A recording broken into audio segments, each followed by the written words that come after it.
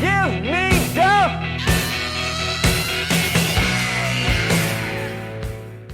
Okay, the Newt Gingrich revolution, indeed the conservative revolution, exactly the same term as the Conservative Revolution in Weimar Germany, is itself a fascist phenomenon. It's being presented as a populist phenomenon, a revolution that's going to benefit the citizens. It's going to screw the citizens on behalf of the very wealthy and the corporations who are going to benefit, and the vested interests will profit. The average citizen is going to be a loser in this. It is, in that sense, absolutely like the ideological mystification that we saw in Weimar Germany when the social revolutionaries, the National Bolsheviks, were told, put in Hitler, he'll be the greatest thing. It's a revolution against international corporatism and high finance. Right. It was a revolution on behalf of international corporatism and high finance, and that is exactly the same kind of fascist ideological mystification we are seeing with Newt Gingrich and his contract on America. It's not with America, it's on America.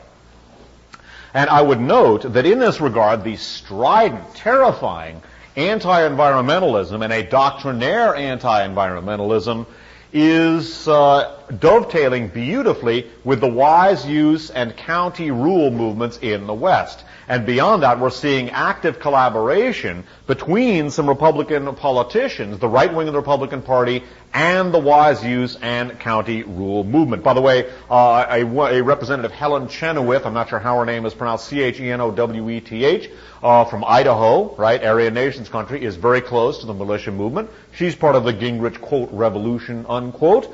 And I would note that the Catron County, New Mexico, one of the counties that has declared itself exempt from federal regulations of all types, has been greatly aided, and they overlap the militias very heavily. In fact, they've used the militias for muscle to help back off federal regulators, such as, heinous agents of the New World Order, such as the U.S. Fish and Wildlife Service or forest rangers, other agents of international evil, right? And I'm being deeply sarcastic.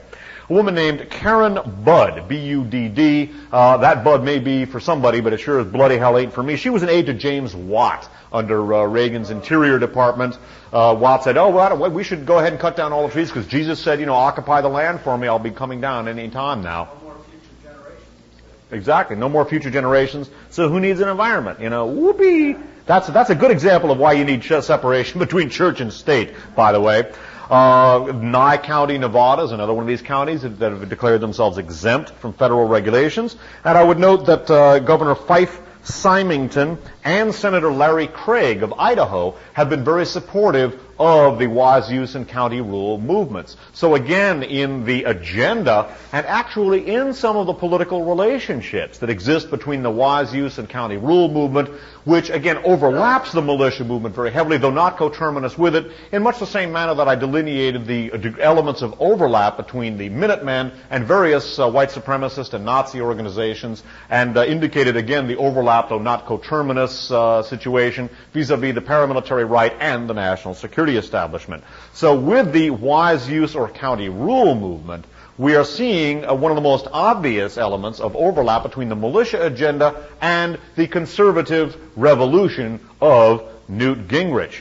Now, still another fascinating, although in this case highly speculative element, concerns the martial law contingency plans that have been on the books, based on plans, by the way, to intern upwards of 20 million black Americans in concentration camps in the event of an uprising by, quote, black militants, unquote. Those plans drawn up by a couple of Reagan aides named Louis Giuffrida and Frank Salcido when they were working for Reagan in California under Operation Garden Plot Cable Splicer. That was the paradigm for the Rex 84 Operation Night Train martial law contingency plans that were put on the books, by the way, by Oliver North and Company, and that grew out of the recommendations coming out of the Vice President's Task Force on Combating Terrorism that also formed the interagency governmental networks that were used by George Bush as his own private government within a government, totally illegal, his own private intelligence service, totally illegal, and that were the main instruments for both the Iranian weapons transfers, totally illegal, the Contra support effort, totally illegal, the cocaine that was brought in, totally illegal, and the Iraqi weapons transfers, totally illegal, many of those weapons then used against U.S. soldiers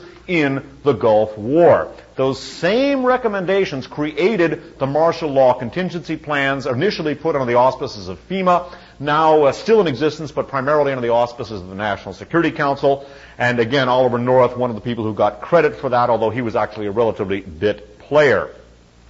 One of the things that Rex 84 calls for is in the event of any one of a number of national emergencies, an environmental catastrophe, Newt Gingrich is bringing that about, if he gets his way, a terrorist incident in the United States, Oklahoma City, anybody? Or maybe a bomb on a nuclear plant? Sons of Gestapo, anybody? A huge popular resistance to an American military intervention abroad, uprisings by large numbers of aliens in the United States. Any one of these things could be used, or an economic catastrophe resulting in a social and political catastrophe, could be used to invoke the martial law contingency plans, to suspend the Constitution, to begin interning people in any one of a number of 10 regional detention centers, and most significantly, it called for the deputization of paramilitary right-wingers and the state defense forces to be used as government agents in the case of an emergency. And several of the militia groups, such as militias in Arizona, and their defenders, such as the aforementioned Governor Symington, have been quite vocal in saying, hey, these militias are going to come in handy in the event of an emergency. So one of the things to consider with the militias is whether they are also going to be, in effect, as was the case with paramilitary groups like the Minutemen in the 60s and early 70s, a de facto extension of the very government that they are supposed to be opposed to, hence the title of the lecture, Militia Movement, Enemy or Pawn of the State. And indeed, many of the militia groups themselves have been quite vocal in indicating they would be used in the event of an emergency. I would also note that some paramilitary right-wing groups, such as civilian military assistance, later civilian materiel assistance, headed up by a guy named Tom Posey, were employed by the Reagan and Bush administrations as de facto agents in the Contra War in Nicaragua, just like paramilitary elements associated with the Minutemen were employed by our national security establishment in the anti-Castro efforts in the 1960s.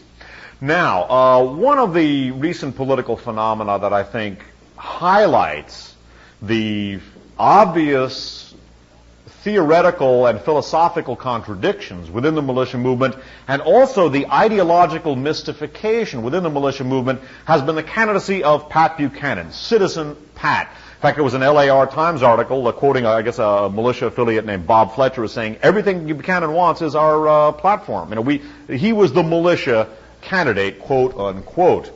He also, by the way, had some obvious overlaps with elements of the racist and paramilitary right. So once again, we're seeing a relationship between elements, the fascist elements in the militias, again, distinguishing them from the sincere conservatives, and also the conservative revolution of Newt Gingrich, just like we had the confluence between the National Bolsheviks and the social revolutionary movement of the Nazi Party and the Conservative Revolution in Weimar, Germany. Now, Citizen Pat has been, some of the things he's said have been quite nice if you don't realize that he's in fact the exact opposite of everything he's saying. Pat Buchanan has been indicating that, hey, American corporations and capitalism are screwing American workers. He even said at one point, hey, if that's what capitalism is doing, I have to say I'm against capitalism.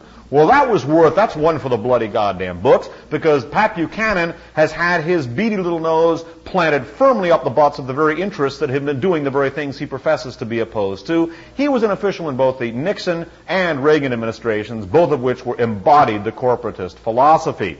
Beyond that, he has of course been embraced by the militias. This is textbook fascism and the type of ideological mystification that we saw in Nazi Germany, where disaffected leftists, right, some of them former communists, joined up with the Gregor Strasser wing of the Nazi Party in order to overthrow international corporate capitalism and international finance, usually represented as Jewish, and Pat Buchanan, by the way, is really anti-Semitic.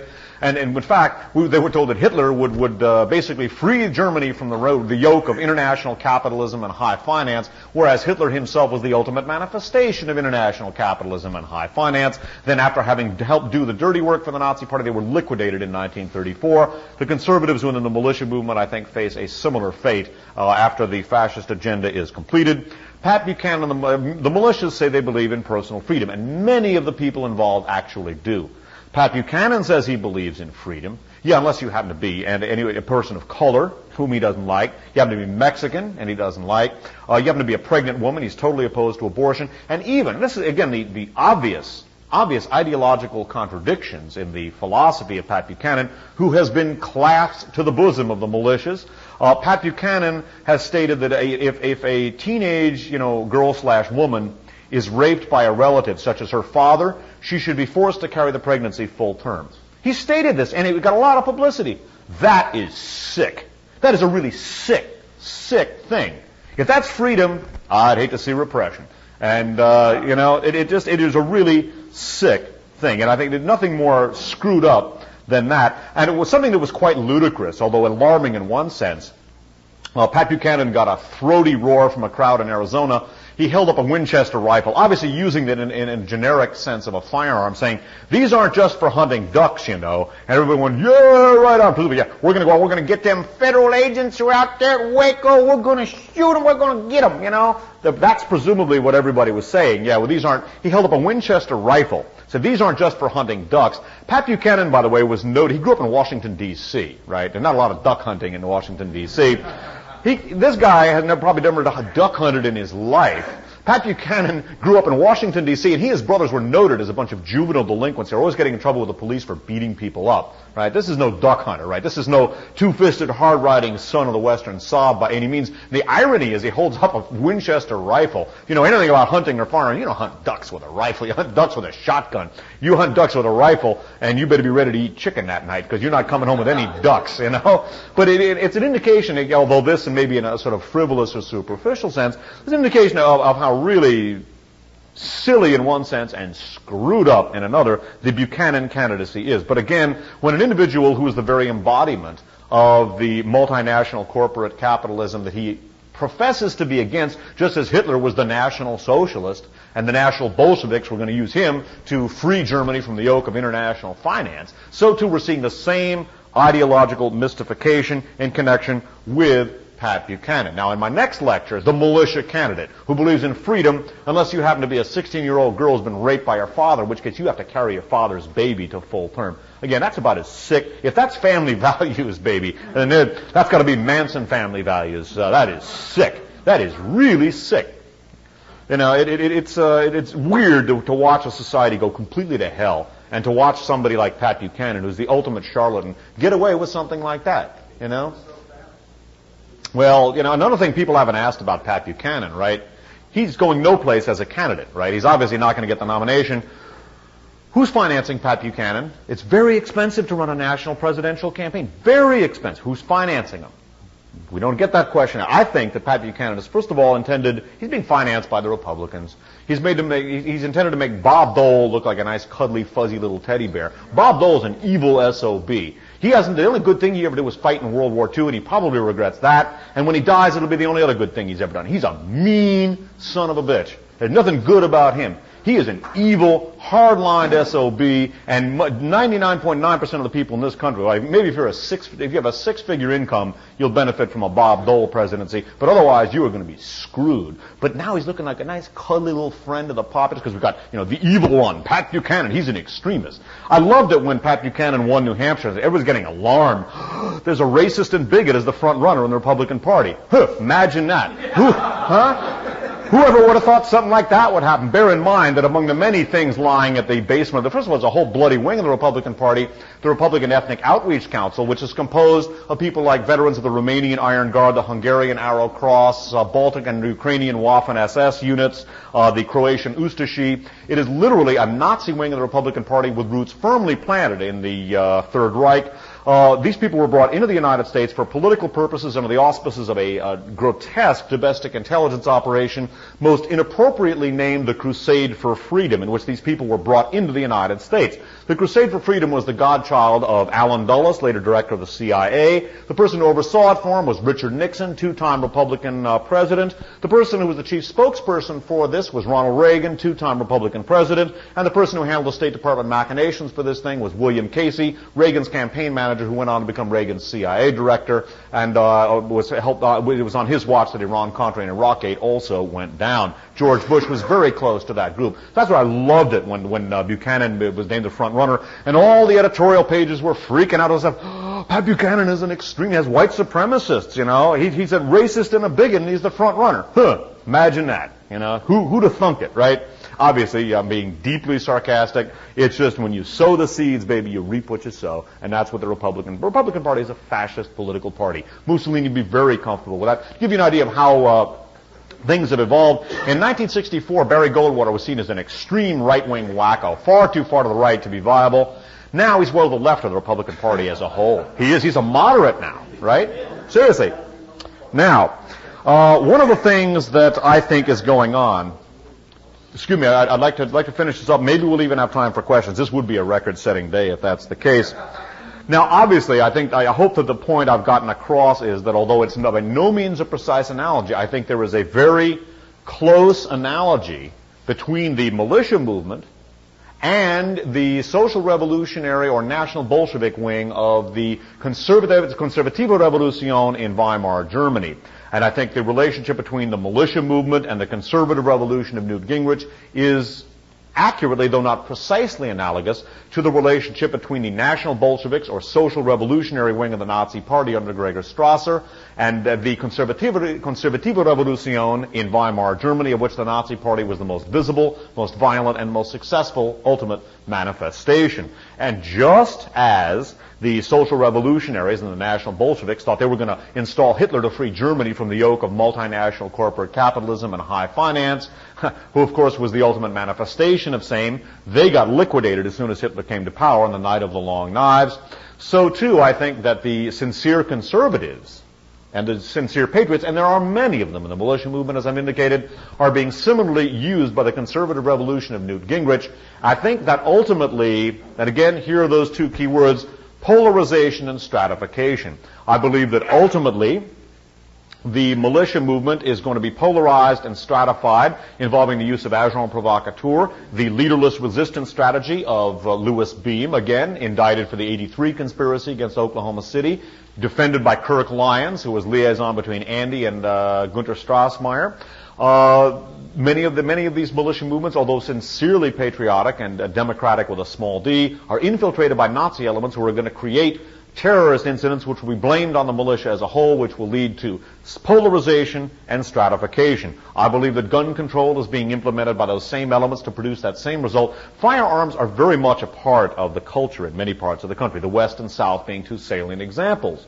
Rural areas, hunting weapons are part of the culture. Gun control is going to have the effect of driving people into the arms of the fascist elements. And I think that ultimately, as a friend of mine had, you remember there was the old bumper sticker you may have seen, when guns are outlawed, only outlaws will have guns. A friend of mine made up a bumper sticker that said, when guns are outlawed, only fascists will have guns. And I would bear that in mind. I'm a firm defender of Second Amendment rights. And my next lecture, a follow-up to this on May 18th, right here at Deep River Books, is going to be about fascism, gun control, and the intelligence community, more about that. But I think that ultimately the conservatives within the militia movement will be driven out or liquidated like the social revolutionary wing of the Nazi Party when the polarization and stratification process takes place. I think the fascist elements within the militias will indeed be used, and probably are already being used, as an extension of the worst elements of the very government they profess to be opposed to.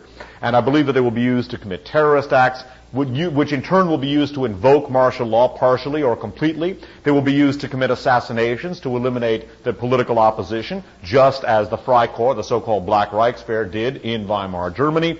Ultimately, I think they will be employed as de facto extensions of the national security establishment to implement ethnic cleansing in the United States after the formal ascension of overt German-style fascism. One of the things the Nazis learned is you don't use regular troops to liquidate, quote, undesirable, unquote, elements of the population. It demoralizes them. You can't believe you're some, great herald of the Aryan world revolution when you're shooting women and kids in cold blood at point-blank range. The Nazis tried that at first, and they found out that it demoralized the troops. It just made them useless for frontline troops. They wouldn't fight. They didn't believe in their cause. So then they began using local fascists and gangsters for the Einsatz group, and Ukrainians, Baltic people, and Baltic units in the Waffen-SS, Croatians, whatever, to do the actual bloodletting.